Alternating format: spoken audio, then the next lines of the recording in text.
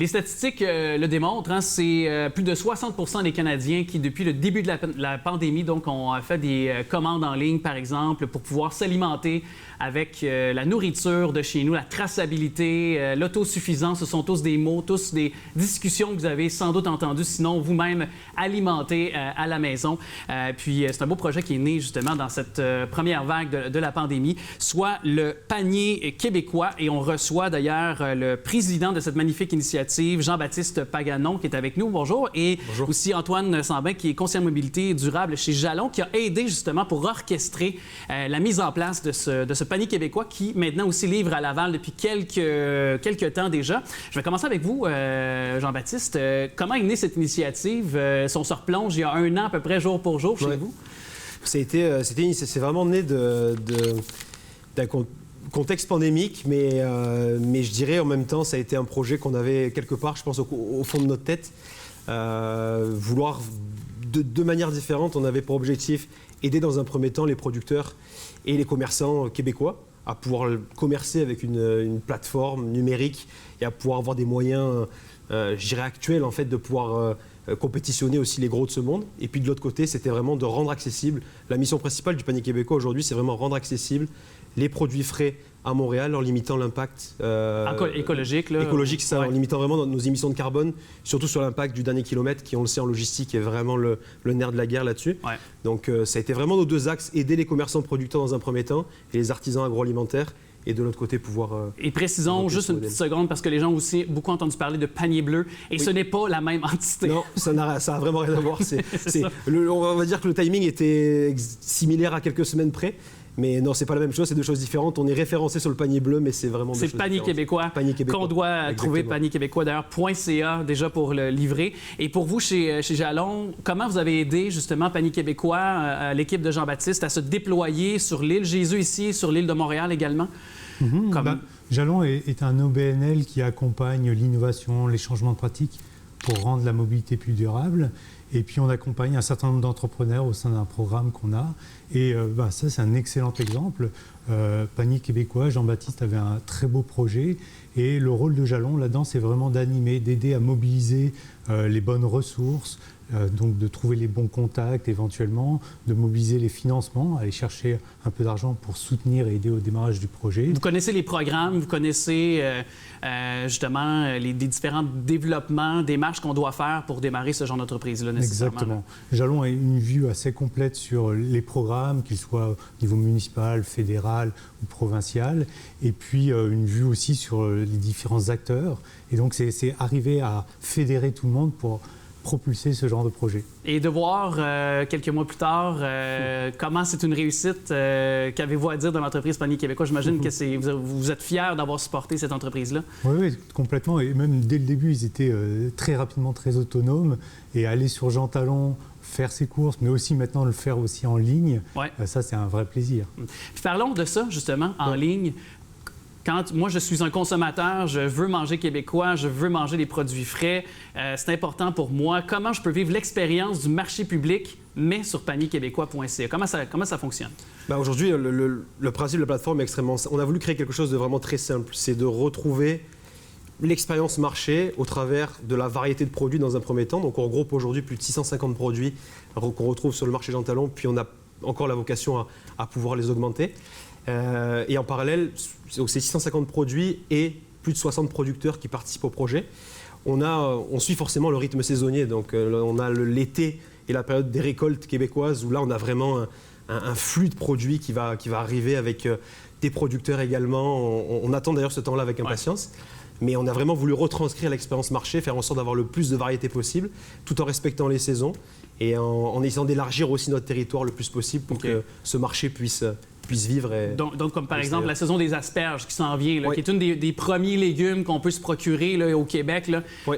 Au printemps. Là. Donc ça, ce sera parmi vos choix que les gens là, pourront faire sur votre site, aller acheter. Puis, absolument. Et vous livrez à la maison directement? Ou, Exactement. Il y a la possibilité de se faire livrer directement à la maison, également en point de collecte. On retrouve différents points de collecte dans Montréal, puis potentiellement, je l'espère, bientôt à Laval, qu'on va pouvoir ouvrir aussi, pour que les gens puissent ramasser leurs commandes à des horaires comme ils le souhaitent. Mais on va dire que la livraison est vraiment l'option privilégiée aujourd'hui. Ouais. Donc on a différentes manières de livrer, mais c'est ce que les gens recherchent le plus aujourd'hui. Oui, c'est assez rapide.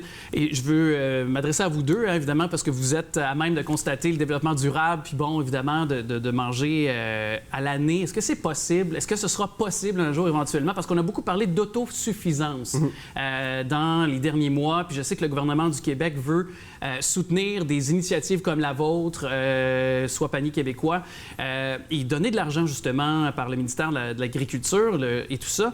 Mais est-ce que c'est possible qu'un jour on puisse y arriver ici au Québec de pouvoir être autosuffisant à l'année sans avoir recours à de l'importation de différents produits de l'extérieur? Je vais commencer peut-être à répondre, puis Antoine, tu pourras. Ouais. La suffisance, autosuffisance annuelle, je pense, c'est très compliqué à envisager d'un point de vue annuel à 100%. Nous, ce qu'on essaie de vraiment faire, c'est d'encourager les producteurs et les produits en fonction de la saisonnalité. Mais on le voit aujourd'hui, il y a des initiatives avec le développement des serres, notamment. On a vu Hydro-Québec qui supporte énormément de programmes pour encourager la production locale de fruits et légumes sous serre. Alléger le fardeau là, avec les factures d'électricité, par exemple. Exactement, pour encourager les producteurs à initialiser des projets. Ensuite, après, nous, on est conscients. Puis l'objectif pour nous, c'est pas de dire qu'aujourd'hui, on commerce uniquement des produits québécois. C'est donner un sens et d'essayer d'aider les gens à se placer sur... on encourage ces produits québécois-là, mais on est conscient qu'en hiver, les consommateurs ne veulent pas manger potentiellement des légumes racines uniquement tout l'hiver. Donc, on va essayer de leur trouver des alternatives quand même d'approvisionnement avec des produits d'importation, mais qui vont être sélectionnés, là encore, par des produits et des marchands québécois.